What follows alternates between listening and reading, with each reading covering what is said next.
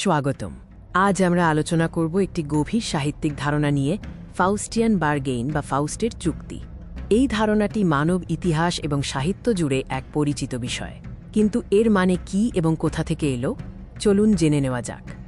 ফাউস্টের চুক্তি বলতে বোঝায় এমন একটি সমঝোতা যেখানে তাৎক্ষণিক লাভ বা ক্ষমতা অর্জনের জন্য নৈতিকতা বা আত্মাকে বিসর্জন দেওয়া হয়। এই ধারণার উৎপত্তি ১৬শ শতকের জার্মান লোককাহিনী থেকে, বিশেষ করে ফাউস্টাস নামের এক পণ্ডিতের গল্প থেকে। ফাউস্টের চুক্তির মূলে রয়েছে একটি কঠোর আদান প্রদান। এটি প্রায়শই এমন এক পরিস্থিতি যেখানে একজন ব্যক্তি তার সবচেয়ে মূল্যবান জিনিস দিয়ে কিছু লোভনীয় সুবিধা অর্জন করে। সাধারণত এর অর্থ হল আত্মা, বিবেক বা নৈতিক মূল্যবোধকে ক্ষমতা, জ্ঞান বা পার্থিব সাফল্যের বিনিময়ে বিকিয়ে দেওয়া।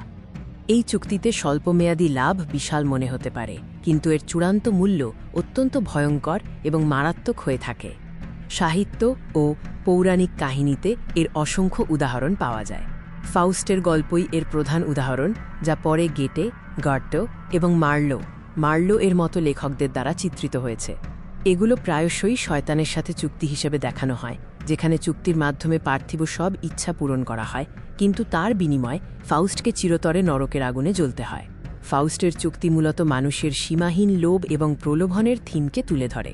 এটি দেখায় কিভাবে ক্ষমতার আকাঙ্ক্ষা আমাদের পতন ডেকে আনতে পারে।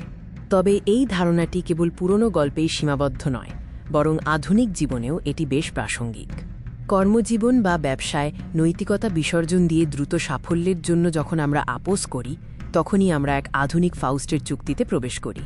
কখনো কখনো এই চুক্তিগুলো নাটকীয় না হয়ে বরং সূক্ষ্মভাবে ধীরে ধীরে ঘটতে থাকে। সামান্য নৈতিক আপোস একসময় বড় মূল্য দাবি করে। ফাউস্টের চুক্তির ধারণা আমাদের শেখায় যে প্রতিটি সাফল্যের পিছনে একটি মূল্য রয়েছে, কিন্তু সেই মূল্য কি নৈতিকভাবে গ্রহণযোগ্য? আমাদের উচ্চাকাঙ্ক্ষার মূল্য কতখানি হওয়া উচিত তা নিয়ে ভাববার জন্য এই ধারণাটি অত্যন্ত গুরুত্বপূর্ণ। পরবর্তী ভিডিওতে আবার দেখা হবে। ততক্ষণ পর্যন্ত নিজের উচ্চাকাঙ্ক্ষার মূল্য সম্পর্কে সচেতন থাকুন।